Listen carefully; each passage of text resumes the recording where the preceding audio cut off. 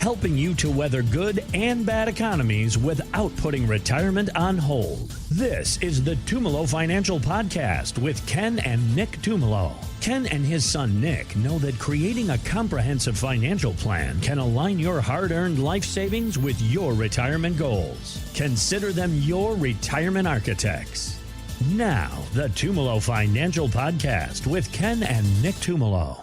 There is a story online. I think this was an MSN.com story. A woman wrote into an advice column, and she said, waiting until 70 to take her Social Security, it was the worst decision of her life. So here's the story. She is now getting over $5,000 a month, which seems great. If she had taken her benefits at 62, she would have gotten about half of that monthly. So her point is, this all looks great on paper, but the problem is that life is not lived in monthly installments. She said, and I quote, "I spent years telling myself that I was being responsible by waiting, watching friends travel and enjoying their early retirement while I kept working. Sure, my check is larger now, but at what cost? The money I'm finally receiving cannot buy back the health and energy I had in my 60s.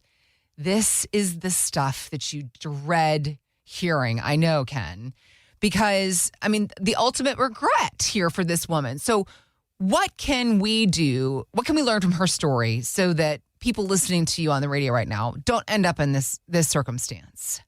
That's a perfect story. Well, not for her, but it's a perfect example not story. Not for her, yeah. but to put on the radio, because Nick and I are constantly talking about that with people we meet with. Yeah. And the reason why, and I say it all the time, is you want to do the things while you can, because by the time you're 80, you might look back and say, I should have done that.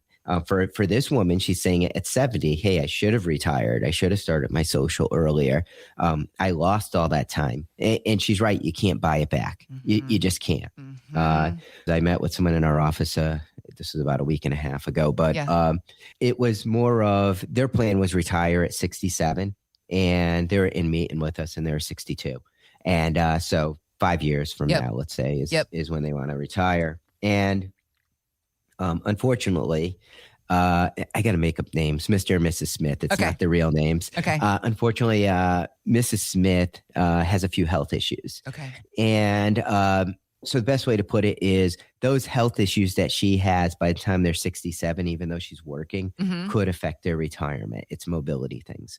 And so when we built out the plan, they came in the first appointment, and it's great. When someone comes in for that first appointment, it's a conversation. And in the beginning, they didn't open up about this. They just basically talked retirement. They're like, oh, yeah, we want to retire at 67. And I ask you about concerns. And like, oh, we're worried about taxes. We're worried about running out of money. It's like the normal top three things. Yeah. And so we started gathering information, and I was talking back and forth with them. And basically by the end of the meeting, then they opened up. And this happens sometimes because the thing is someone comes in and meets with us, and they have to kind of judge us too. Yep. They have to say, hey, is Ken the right person I should be telling people things to? It's tough to share sometimes. And so they opened up. It's literally the most vulnerable personal information that somebody can share. They're talking to you about their money and their health and their personal goal. It's the most vulnerable a person can be sitting there having a conversation with you, Ken. Yeah. And their numbers were great. So we basically built out the retirement checkup that I always talk about. Yeah. And the reason why it's a good place to start, it gives someone a good idea whether or not they're going to run out of money, when to start Social Security, running it at a low rate of return. Are they going to have estate planning problems? So it's all these, we're checking these boxes. Okay. And so we built that out, had them come back, and I'm meeting with them. And I knew it from the first meeting that they could retire at 62, but they didn't know it. And so we're sitting there, and I actually this time, and I don't always do this, but for them, I did it.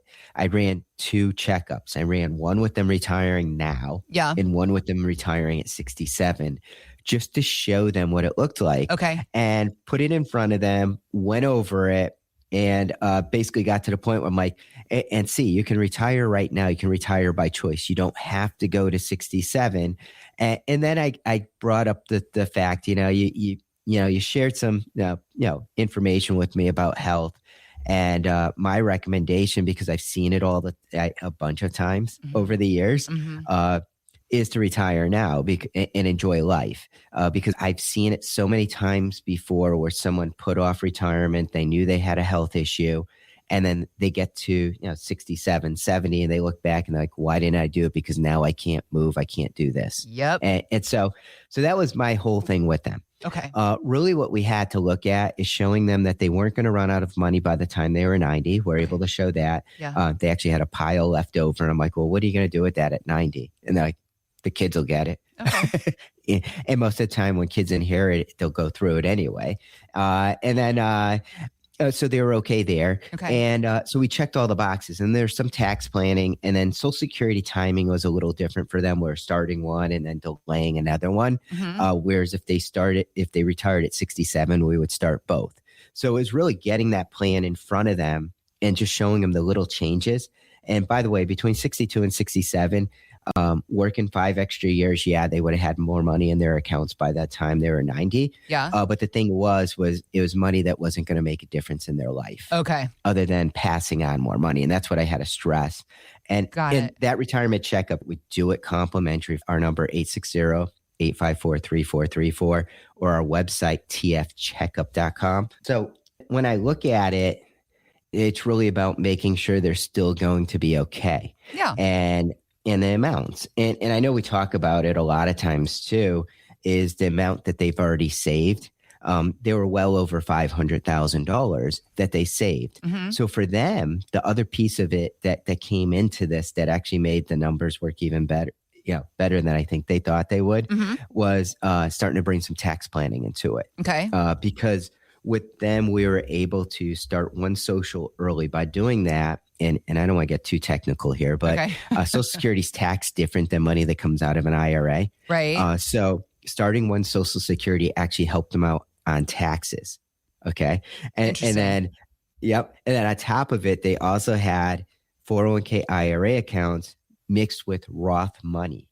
Okay. So Roth money, when you draw it, you pay no taxes. The money from the 401k and the IRA type side of it, you're paying full taxes in theory. I'm just making this easy. Yeah. So what we were able to do at 62 is blend different pieces of our tax code together to average their taxes down.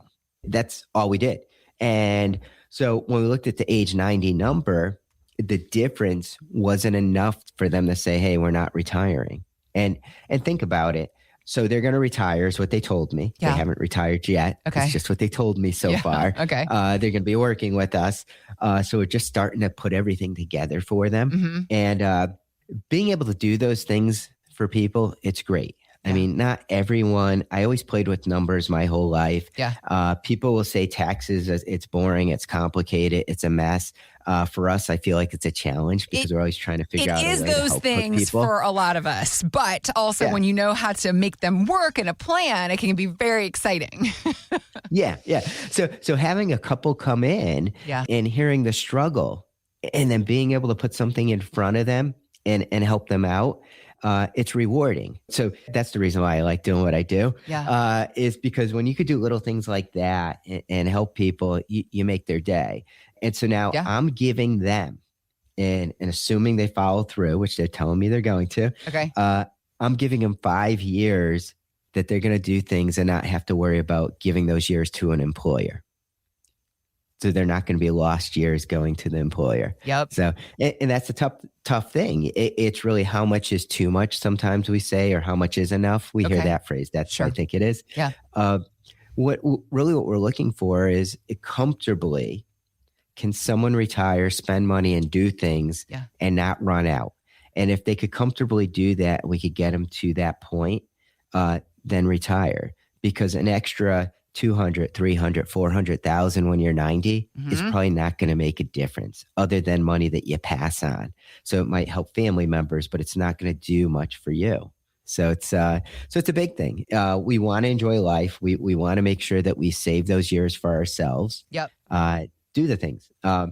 And I will stress this too with Nick and I, when we're meeting with people, sometimes we have to run what ifs, but it's really trying to get people comfortable spending in retirement. I want to see my clients spend money. I want to see them have fun. Yep. So give us a call.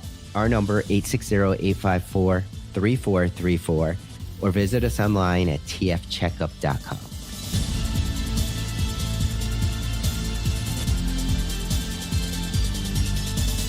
Investment advice offered through Tumolo Wealth Management, a Connecticut-registered investment advisor. Content contained herein should not be construed as an offer or solicitation for investment advice or for the purchase or sale of any security, insurance, or other investment product. Please consult with a qualified financial, tax, accounting, or legal professional before implementing any ideas or strategies discussed here.